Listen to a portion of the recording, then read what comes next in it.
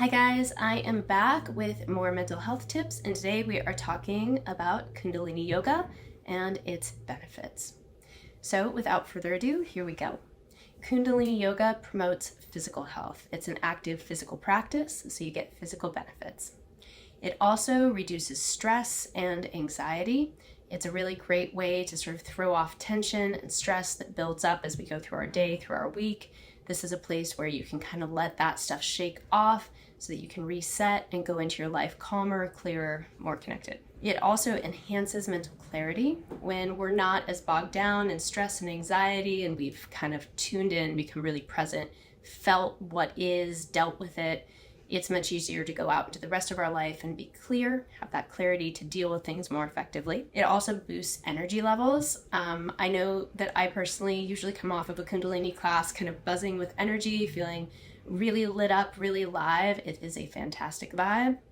And it also improves emotional well-being. So Kundalini is a place, it's a space where you're really safe and you're really held. Nothing is really off limits in Kundalini as long as you're not hurting yourself or anyone else. You can scream, you can laugh, you can cry. Whatever you need to do to express, it's better to get that energy out than to hold it all in. And when we feel and process our emotions, we feel lighter.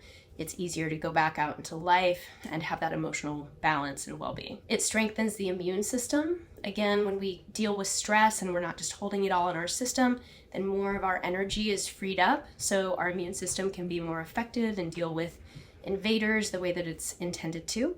And finally, it enhances spiritual growth.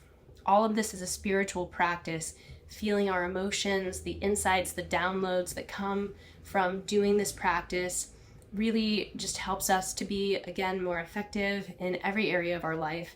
And that makes life more fun because we have more freedom. We're not as much at the mercy of impulses and urges that perhaps are counterproductive or self-destructive.